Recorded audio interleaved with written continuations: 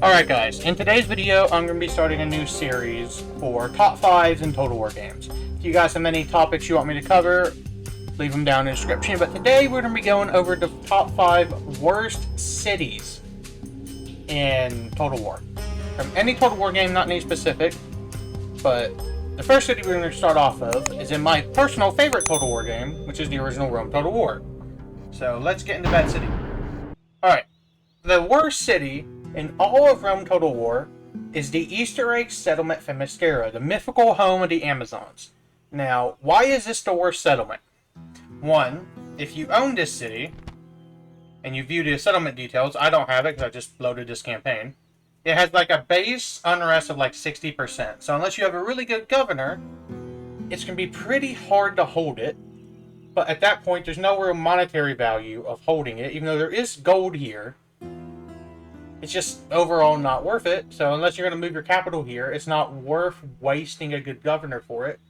And if you move your capital to Themyscira, and if you have land in Italy or in Spain or really anywhere that's not in Scythia, you're going to have a huge distance from capital penalty for your public order. Also, it's a pretty difficult city to take. They got really good chariots. They got like tier 9 experience or something like that. The chariots and archers are really solid, and it's pretty far.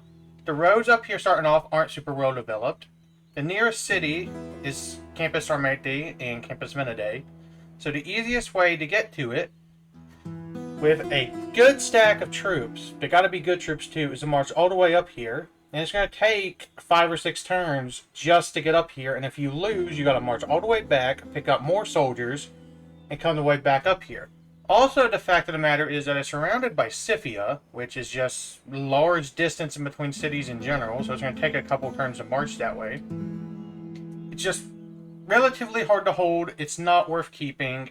It's a cool Easter egg settlement, and I'm glad it's in here. I'm not sure if it's in the remaster, but I know it is in the original, obviously. But now, some similar cities with the same base unrest is Tarsus and Jerusalem. But they actually have monetary value because they're trade networks along the Mediterranean. They're near Antioch, which is a pretty good city to hold, and is usually when I play and I have the Eastern Mediterranean, Antioch is like my big recruitment hub for this area. So it's really easy to come back and take these cities, and it's much easier to exterminate them and keep the population under control because there's a lot of other cities nearby. Where if we move back up, the Themyscira, there's nothing really close to it, and you gotta march around a really narrow pass just to get to it. But anyway, that is the worst city in Rome Total War. So let's move into the next worst city in another Total War game. Alright, for the number 4 spot, we actually have a tie.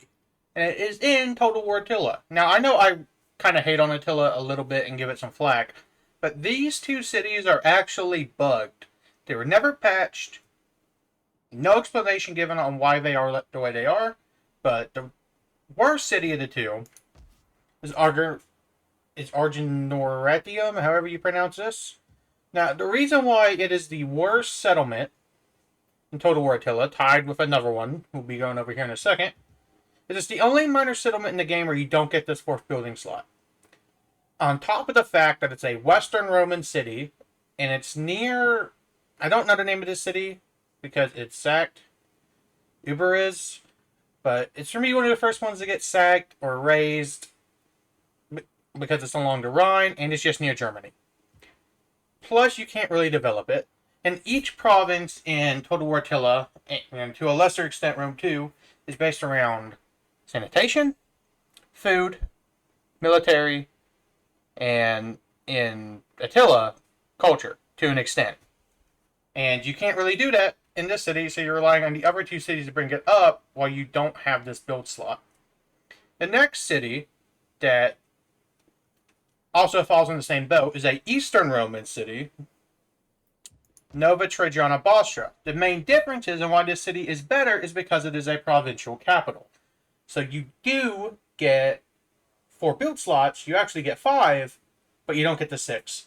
I don't know why they're like this. I don't think CA ever gave a reason for it, but you can't fully develop these 2 regions regardless whatever your population growth is, because there's just no button to press. if I can find a city, like Antioch has 6, and these other 2 cities all have 4. But Nova Trajana Bostra doesn't have one, and this city that I can't pronounce up here is missing one. Don't know why it's like that. It just is. It's unfortunate, but it's sort of War Attila. The game's pretty buggy, but let's move into the next city. Alright, the next city we have is Yankton in Empire Total War. Simply because it's just not worth coming over here and taking. Unless you're doing full map conquest and trying to paint the map a certain color. There's no cities around it, so if you're playing mods that let you play as some of the minor factions, playing as the Plain Nations, you have no real cities around you to expand. Granted, you cannot do this in the vanilla version of the game, and they can't add cities over here because it's the Warscape engine. Closest city you have is York Factory, but you wouldn't be able to really... It'd take a long time to march through here to get it. Also, if you're playing vanilla and you don't have a city over here, because, I mean, other than Spain, if you get this, you're not really going to have a city over here anyway. If you're playing as Britain, for example, just get the 13 colonies, take literally everything else in North America except these 2 cities, and you're fine. There's no real economic value out here. It's really far from everything. I have 2,500 hours in Empire Total War, and the only way I really get this city is if an AI faction takes it and offers it to me through diplomacy. I have never taken this city because I wanted it, or because I felt like I needed it for some strategic reason. There is no value in this city, which is honestly why it's coming onto this top 5, is because there's just no value. You have 1 farm to help build you up, and it's just not worth it. So, anyway, let's get into the next city. Alright, the next city on the tier list, and is the second the worst city. Arguably tied with Yankton, but this one is objectively worse, and it's Bulgar in Medieval 2 Total War. It's really far from everything, just like Yankton. The only 2 factions that are relatively near and have a chance at taking it in the early game is Russia or the Turks. Now, what makes this city worse than Yankton? 1, it's pretty hard to develop, and population growth out here is really bad. And no real good road networks are going to be out here unless you develop it. But the biggest thing is the Mongols spawn here. There's 2 spots the Mongols can spawn. Maybe there's a third, but there's 2 main ones. One is right here, which is where they usually come in and eliminate Russia. The other one is like right near Baghdad. Or maybe right here. But regardless, the Mongols will spawn there. If they spawn here and you spent money upgrading this city, you're screwed. You just lost all that money. And you got to deal with the Mongols. And it's not particularly a good castle. So it's not like you're going to be able to specifically camp inside the city and deal with the Mongols. It's just in a bad spot. You got to deal with the Mongols coming in here and destroying it. It's really far from everything. The only faction that it makes sense taking for is Russia. And it's really far. And then the Turks, which are the next closest, have better ways to expand into Anatolia, into the Levant, into Arabia, take all of this, conquer the Byzantines. There's just better ways to expand for both factions. Russia has a lot of rebel cities nearby. Even Moscow is a lot closer than Bulgar.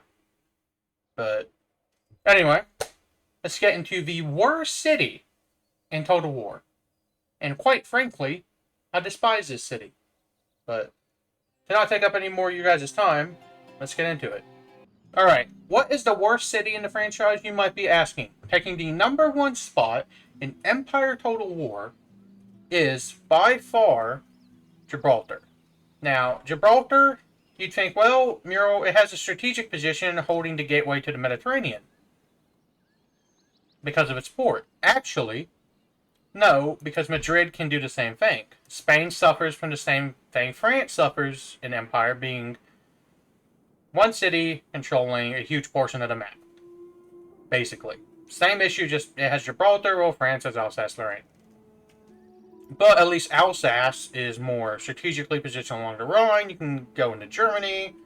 You can potentially use it to go all the way up into here. It has uses. Gibraltar strategic use is covered up by Madrid, where Strasbourg is not made up from Paris. So, okay, if its strategic value isn't worth it for maintaining the Mediterranean or raiding this trade line, maybe it at least makes a decent amount of money. It makes 40, and it can't grow. I have never, playing Empire, had a town or anything spawn in Gibraltar because there's not enough space for a city to develop. You have basically nothing. It's not worth keeping. Honestly, usually when I'm playing as Spain, I just sell it because it's not worth holding. And while we'd be like, well, they could just have a foothold to come take Madrid, that's not a big issue. Typically, because typically you're able to keep a decent army in Madrid while playing as Spain while expanding elsewhere in the Americas and in Italy. But the only way it's really worth keeping Gibraltar is if you own Tangier, because Morocco, being of a different religion, you're not going to have good relations with them, and none of your starting armies or units in the area can reach Gibraltar in one turn. So if Morocco decides to declare war on you right off the bat, they can take Gibraltar pretty easy. Now, in my experience, that doesn't happen a ton, but it has happened. I have 2,500 hours in this game. I played as Spain a couple times. And it has happened to me where Morocco just declares war and takes Gibraltar. Now, you have to own Tangier to keep Gibraltar, because strategically it has no value as we've been over it. But holding Tangier is going to be hard for any European faction like Spain because it's a different religion. You're going to have religious unrest and other forms of unrest due to that. So it's not worth it. You're going to deal with a bunch of rebellions in Tangier to keep it. It shouldn't be a city, an empire. I would rather France or Spain got another city than having Gibraltar exist. There's no real strategic purpose in having it because Madrid can do basically everything Gibraltar does, and it only gives you 40. So garrisoning a unit here actually loses you money. So anyway, that is why I hate Gibraltar. I hope you guys enjoyed this series.